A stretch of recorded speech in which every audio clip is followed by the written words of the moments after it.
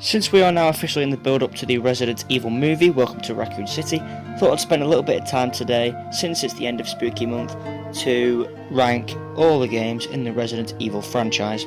Now, I will be ranking all the games released after the year 2000, because I don't think it's really fair to compare the remakes to the original, just because of the movements and how well polished they are compared to the older ones. So let's waste absolutely no more time and just jump straight into it. Number 9, rock bottom, Resident Evil 6.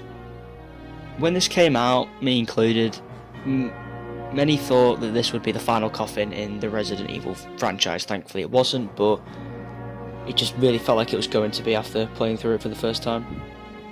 It's not a terrible game by any means, but it just doesn't really feel like Resident Evil, to say the least. It really feels like the development of Leon Kennedy just goes out the window in this game, and he just becomes an action hero. Which is kind of the theme of Resident Evil 6, it's just pure action, and it doesn't really feel like it's horror at any moments at all. I understand other games in the series have done this where they've leaned into the more action aspect, but they've also struck that balance really well of keeping even some horror moments in there. This doesn't even try to do it. Either that, or maybe the whole zombies overrunning a town thing was becoming extremely repetitive by this point. Something I've felt a lot about this game is that for a while it just feels like it's more inspired by, it feels like a fan fiction in many ways, where, like I said, it's just action, you know, they've not even thought about the horror aspects, and there is no vision behind it really. It's really annoying as well, because I do think the games do some things extremely well. The things to do well for me include they've got 4 very good campaigns in many respects, you know, playing different characters in the same story, so it's really good to see everything from their different perspectives. And it's also not short, you know, you definitely get your money's worth, unlike some other games that just about manage to rank higher, but in terms of length I'd say it's pretty good for that. Yeah, the graphics are good, the story, for the most part, I think is quite decent. I'd say it's worth playing, you know, because you might like it. Like I say, if you prefer the action side to Resident Evil, I think then you'll really enjoy this one. Also, the game doesn't throw a million puzzles at you, you know, if you're not a huge fan of puzzles, then it's a huge plus for you. So yeah, honestly, there's just not that much to say about this. It's more action oriented. I'm just not a fan of that really, and I think some moments I just don't understand more than anything else, but yeah, like I said, if you like more free-moving, action-packed adventures, play this, you'll probably like it, but for me it's dead last.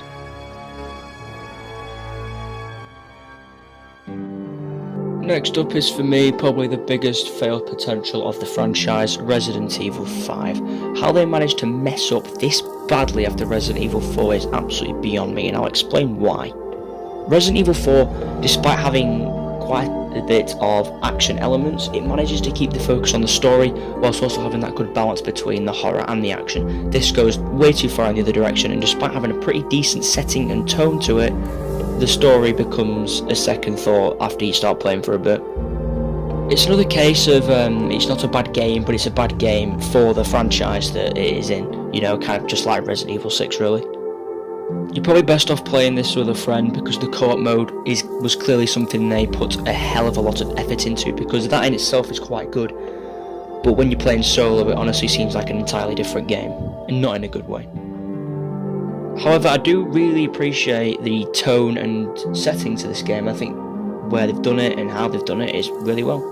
I know it kicked off a bit of racism controversy, which is one of the stupidest things I've ever seen after seeing why that was a thing, but I'm not going to get into that.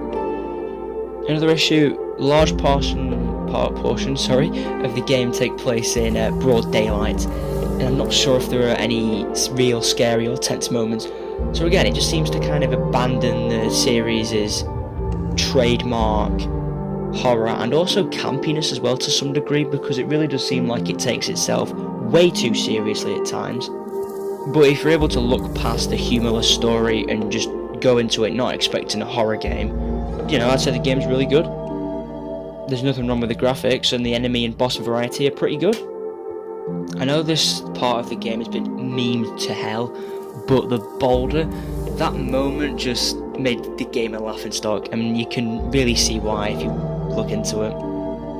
So yeah, go into the game expecting a decent shooter game that you can tell was mainly meant to be co-op, and you'll have a decent experience, I think. Now we move on to the most underrated game in the franchise, in my opinion, Resident Evil 0. Now, despite being underrated, I do believe that it is perhaps the most forgettable game in the franchise, and I'll say why now. Whilst it doesn't do anything noticeably bad, it doesn't do anything noticeably good either. Basically what I'm trying to say is, from all other Resident Evil games, you can think of one iconic moment. For this you'll struggle. I think maybe the train sequence, but that's an entire sequence, that's not really a moment as such. Well, all I can just be thankful for, though, is the fact that it doesn't suffer from action movie syndrome, and focuses more on the characters and the stories that it has. And I think the story of both Rebecca Chambers and Billy Coen is a good one. Just for a few negatives now that I want to bring up. The inventory system in this game is not good in the slightest. Chests are removed, and they're just replaced with letting excess items lay on the floor, and that's not a good way to do it in my opinion. Also, I wouldn't say the game even scares me at any moment. At least it tries to, unlike other games that I've previously listed below, but again, it kind of leans into fast moving enemies that require movement that you have to be really, really quick with more than anything else. However, there's some good things to say. The enemy variety is really good. There's not actually too many zombies to fight, which I'm fine with, because at this point in the game it had already done that to death. So, it's unique in its own way. For me, it's a good prequel to the original Resident Evil, if I've got to be honest with you. The relationship between Rebecca and Billy is something that they do really well on this as well. However, I would say it kind of pushes on the thing that Resident Evil 5 did, where you can tell that co-op was something that they had in mind very heavily when making this, and that's something that just weighs it down a little bit. But after playing this, it's no wonder that Rebecca is one of my favourite characters in the series. I just really enjoyed the way she was written. However, the lack of item boxes they have becomes really apparent the longer you play. The mechanism of having to drop weapons and constantly keep on backtracking is a big problem throughout the game. Though regardless of all that, the game has the old school feel of Resident Evil, and overall it's just not a bad game at all. Alright, this feels like a crime, but I'm ranking the OG, the first Resident Evil game, 6th place. I can only apologise for that, but I do like this game. I think it is really, really good. But I'm not a fan of the original fixed camera angles. I know, I'm a filthy first-person gamer, but I've never been big on the fixed angles. Okay, well, I'm going to start to say a lot of positives about this, because I feel like I'm going to get beaten up if I don't. One of the creepiest and unsettling games in the series, 100%, I agree with that. I know a lot of people say that about this one. Like I say, I agree. I think the opening scene, when you first see a zombie, where the turns around and looks at you, that's one of the most unnerving scenes in gaming history. This was the first Resident Evil I played, and that traumatized me to some degree. Now, atmosphere is a very key and important part in any horror game, and Resident Evil does it absolutely perfectly, make no mistake. Now, I just want to quickly explain why I don't like the fixed camera angles. Chris and Jill are special agents, and instead of trying to, when you've got a fixed camera angle, instead of walking around like one, quite nimble and agile like you'd expect, it's like piloting a goddamn tank. But when you are in the certain situation that they are in, would you be so agile, I guess? People tense up when they get scared, and despite how much training they would have had, maybe the clunky movement was chosen to push the feeling of, tenseness, and it was intentional, I guess. There's absolutely nothing wrong with the story as such. I just think it is one of the weaker ones that we've had. Shoot me. Considering this is the remake I'm talking about here, you would have thought they would have maybe got the voice acting a hell of a lot better than they did in the original one, but whilst it definitely is better, make no mistake, I think it's more bland than anything else, and it is quite generic, which is a bit of a shame. And it has its puzzles, you know, and for me, I'm a sucker for them. I love a good puzzle section, and this has a lot of them, so I'm quite happy about that. All the other remakes after this one, you know, they changed the fixed camera angle to make it a bit more fluid and much more enjoyable to play, but they kept it for this one, and that for me was a big misstep. I understand quite a few people like them, but if I'm talking from my perspective, I really don't. But I would 100% recommend that you play this game, even if you've never played a horror game or anything like that. I'd say go for it, because if you do like this one, then chances are you'll like the rest of them. Because, you know, this has the original formula for the Resident Evil games, and you can tell that every single game after this does lead into the aspects that this game first created. Alright, top 5, here we go. Starting off with Resident Evil 3. For me, it's another one that's extremely underrated. The amount of hate this game got, for me, is just, it's too much. Granted, the game's not perfect, not even close, but the hate is so overblown at times. And all of that hate that the game received, which is why I was so worried heading into the game for the first time, but I came out very satisfied. The characters of both Jill Valentine and Carlos Oliveira made it for me because they were just so written brilliantly, and also the performances given by the voice actors are absolutely superb, and the chemistry is spot on. And another thing this game gets really well is certain sections, like for me the chase with Nemesis where he's aiming a rocket launcher at you, that is absolutely incredible. The graphics, for one thing, are absolutely stunning as well, and again, the design of Jill is it's perfect. Now I could sit here and defend this game all day, but that doesn't change the blaring issues that it has, because make no mistake, there is a few. Starting off with the length. This game took me just over 5 hours to beat on my first playthrough. Do you realise how short that is? I literally remember a part where I paused it and I saw that I had 4 hours worth of game time, and I thought, oh okay, I've got a bit left yet, and a few minutes later I'm in the final section. It says enough, really. Which is why it confuses me so much that they cut out sections like the clock tower. It's not as if they were, you know, short for time. They didn't need to cut it for time, but they did anyway, and it seems really odd. It also seems odd in comparison to the fact that, you know, the Resident Evil 2 remake came out the year prior, and that was perfect. They got that absolutely spot on. But here, it's quite insulting when it comes to playtime, really. Especially when it first came out, it was worth like 60 quid. And it's like, what, 3 to 5 hours worth of gameplay? That's not good. But going back to positives, I think systems like the dodging mechanic was a great implementation, and I hope they bring it back for future Resident Evil games, because it can be extremely helpful, put it that way. Like when I'm low on health and Nemesis is right up my arse, you can dodge and it saves you a death, and it's nice, really. But overall, despite the many flaws this game has, I just want to say it's absolutely excellent.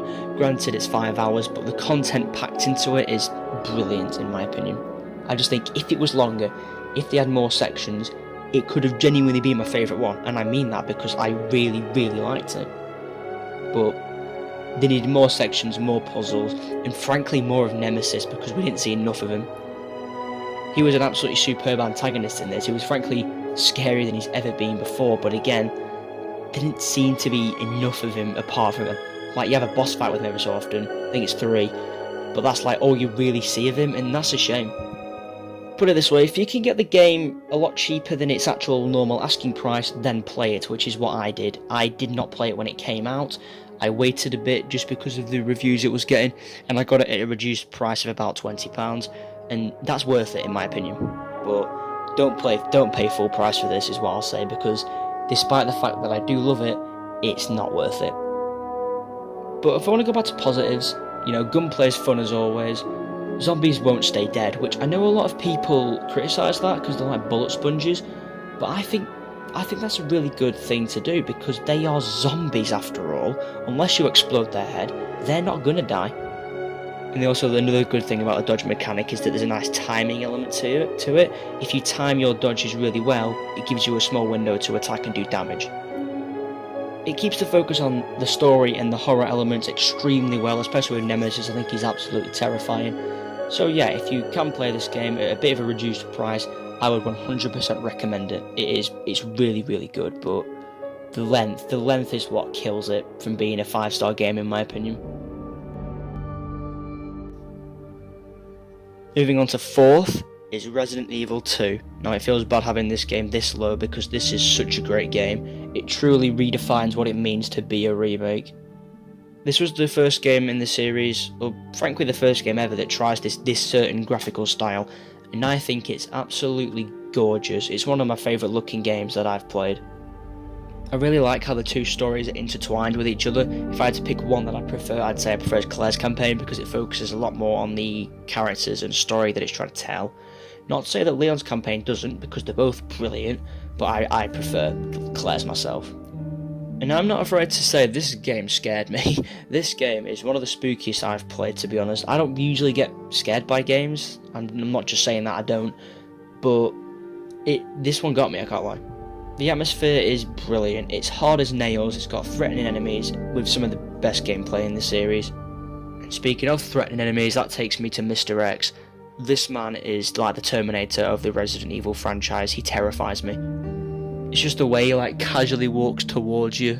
It honestly makes me freak up a little bit. The claustrophobia of the Raccoon City police station is unreal. I just kind of wish we didn't spend as long there as we did. But that would be my only complaint regarding that, because, well, I guess it can be seen as a good thing because it's not Resident Evil 3 where you're in one bit and then 5 minutes later you're in the next bit, because the game doesn't have a sense of pacing as such, whereas this one's pacing is done really, really well. Both the campaigns have their side characters that make it 10 times better than it has any right to be. With Claire's it's Sherry and with Leon's it's Ada. Both do a fantastic job of developing the story to include their arcs, which are written brilliantly. Granted, you lose a bit from the original, but for me you get so much in return. I also think Annette Birkin's arc and motivations are a hell of a lot better in Claire's campaign as well, because her daughter plays a huge part in it, being Sherry obviously. In Leon's campaign, she's not that interesting because her daughter's not, the stakes aren't as big for starters. Now, unfortunately, I want to talk about one or two flaws this game has, with the first one being certain puzzles. Now, you know me, I like a good puzzle section, but some of the puzzles in this game completely ruin the pacing and tension that the scene has. Main one for me is in Leon's campaign, when you're trying to rescue Ada from that little kind of area that Annette locked her in. The plug puzzle, oh my god, this one tested my sanity. It's not even that it's difficult, because it was, but like I say, it goes on for way too longer than it should. And I get they were trying to stretch the game out, but there were so many better ways they could do that in my opinion. Another issue I have is I wish the stories were a bit different, because sometimes it just feels like you're doing the same thing as you've already done before. And obviously the game's difficulty is something that's been debated quite a bit, and like I've said before, this is one of the hardest games that I've played alongside the scariest, but the game makes you use your head. It doesn't treat you like you're stupid. And I like games that do that. And obviously, since I'm stubborn, I refuse to look up tutorials and I have to do it myself, so it takes me a lot longer to complete. I think it took me, I want to say 8 or 9 hours, but that might be a guess, but again, that's a lot longer than it did Resident Evil 3, so yeah, even if you don't like horror games or anything like that, you don't like the Resident Evil series, you need to play this. It's masterful, to say the least.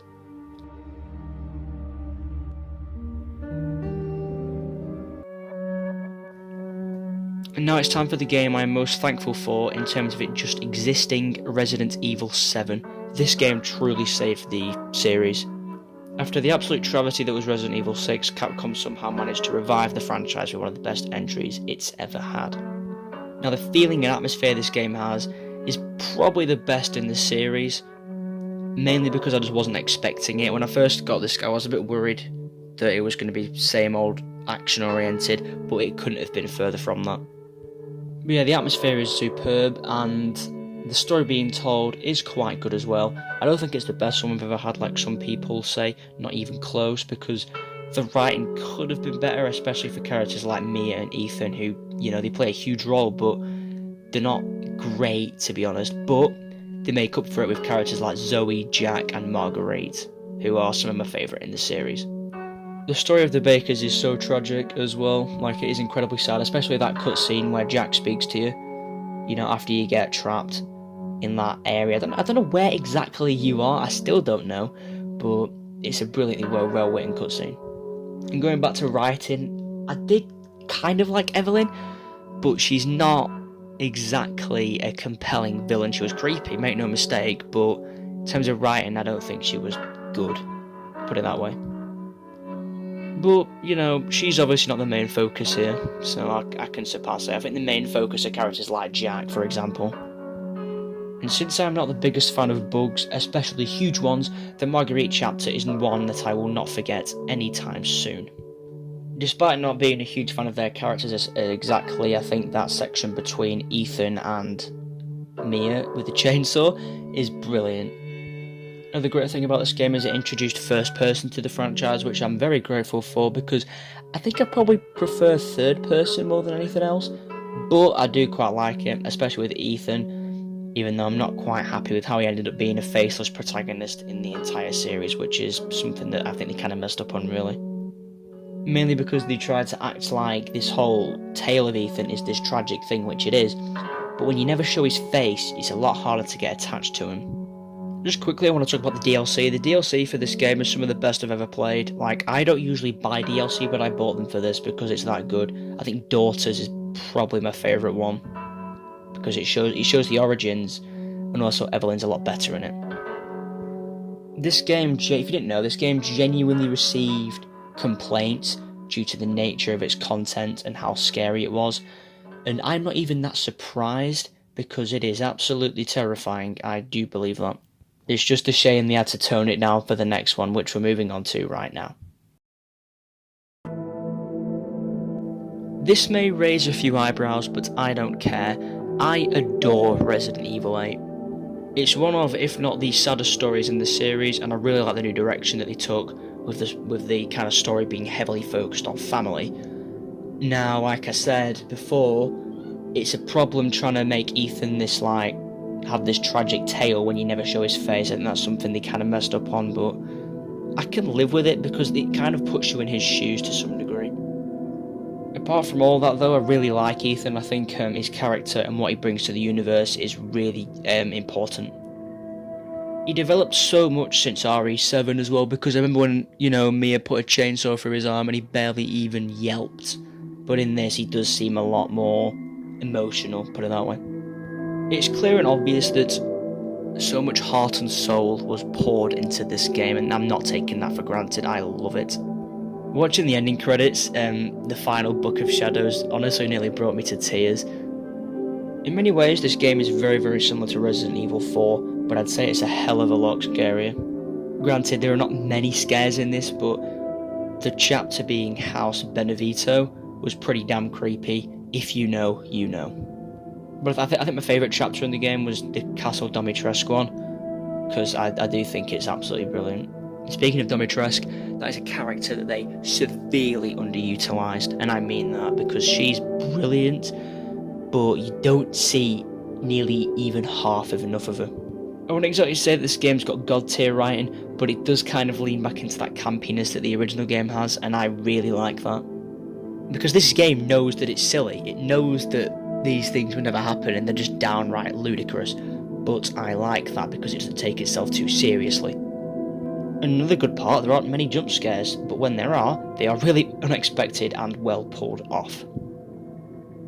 One complaint I do have is the atmosphere isn't exactly great, you know, with it taking place in broad daylight, but frankly it didn't really need to be. Another complaint I could say is the screen time that Lady Dimitrescu and Heisenberg received, both incredible antagonists, but barely featured in all honesty. Also, the Dollmaker was like, you saw her like once, it was ridiculous. I can't complain of what we saw of the villains, but it's like I said, it's not nearly enough, and another issue I have is Mother Miranda for me is not a compelling big bad. I kinda liked it how, you know, she was Evie's mother, or claimed to be. That was a good twist. Another great twist was Ethan being dead the whole time. I thought that really took me off guard. And I see a lot of people saying that felt forced or didn't make any sense, but I think it works. Also, shoot me, but I think this is the best Chris Redfield that we've ever seen in Resident Evil. His design is amazing, and you can tell he's been through some shit. I honestly hope this game gets some DLC, and if it does, I would imagine it would include Ada Wong, because she was actually cut from the final game. If you didn't know, she was meant to be in it, like a little cameo, I believe. But like I said, if this game gets DLC, I'll be buying it the second it comes out, man. I'd imagine Resident Evil 9 is already in the works, with Rose being the main protagonist, and I for one cannot wait. I just hope it's not action oriented, but you know, I know this game kind of is, but it has those certain horror aspects to it. But would I say this game classes as a horror game? Not really, but I do seriously still enjoy it.